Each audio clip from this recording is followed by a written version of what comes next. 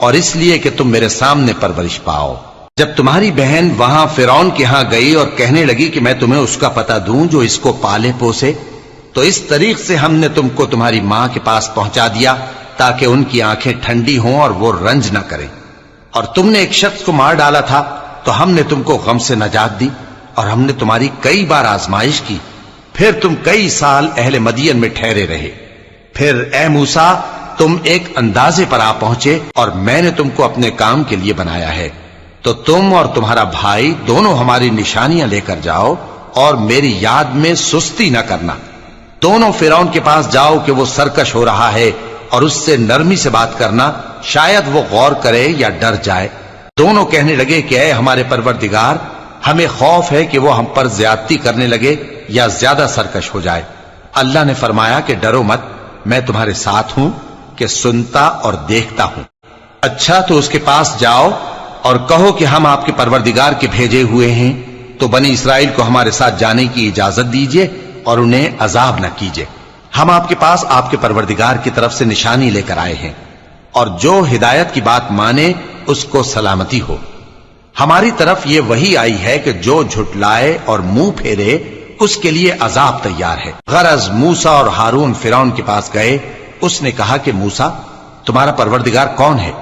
کہا کہ ہمارا پروردگار وہ ہے جس نے ہر چیز کو اس کی شکل و صورت بخشی، پھر راہ دکھائی۔ کہا تو پہلی قوموں کا کیا حال ہوا؟ فرمایا کہ ان کا علم میرے پروردگار کو ہے جو کتاب میں لکھا ہوا ہے۔ میرا پروردگار نہ چوکتا ہے نہ بھولتا ہے۔ وہ وہی تو ہے جس نے تم لوگوں کے لیے زمین کو فرش بنایا اور اس میں تمہارے لیے رستے بنا دیے اور آسمان سے پانی برسایا، پھر اس سے مختلف نباتات پیدا کی کہ خود پانی برسایا، پھر اس سے مختلف نباتات پیدا کی کہ خود بھی کھاؤ اور اپنے مویشیوں کو بھی چراؤ۔ بے شک ان باتوں میں عقل والوں کے لیے بہت سی نشانیاں ہیں۔ اسی زمین سے ہم نے تم کو پیدا کیا اور اسی میں ہم تمہیں لوٹائیں گے اور اسی سے ہم تمہیں دوسری دفعہ نکالیں گے۔ اور ہم نے فرعون کو اپنی سب نشانیاں دکھائیں، مگر وہ تکذیب اور انکار ہی کرتا رہا۔ کہنے لگا کہ موسیٰ کیا تم ہمارے پاس اس لیے آئے ہو کہ اپنے جادو کے زور سے ہمیں ہمارے ملک سے نکال دو؟ تو ہم بھی تمہارے مقابل ایسا ہی جادو لائیں گے، تو ہمارے اور اپنے درمیان ایک وقت مقرر کر لو کہ نہ تو ہم اس کے خلاف کریں اور نہ تم، اور یہ مقابلہ ایک ہموار میدان میں ہوگا۔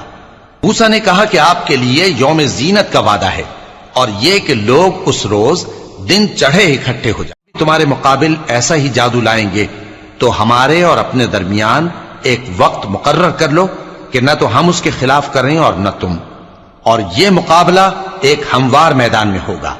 موسیٰ نے کہا کہ آپ کے لیے یوم زینت کا وعدہ ہے، اور یہ کہ لوگ اس روز دن چڑھے اکٹھے ہو جائیں۔ تو فرعون لوٹ گیا اور اپنے سامان جمع کر کے پھر آیا۔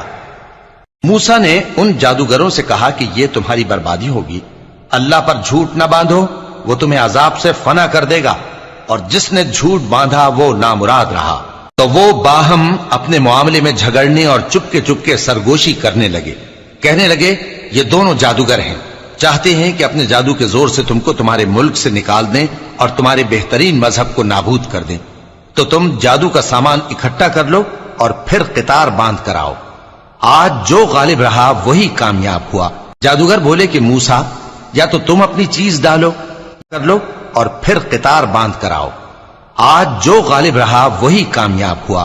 جادوگر بولے کہ موسیٰ یا تو تم اپنی چیز ڈالو یا ہم اپنی چیزیں پہلے ڈالتے ہیں۔ موسیٰ نے کہا بلکہ تم ہی پہلے ڈالو۔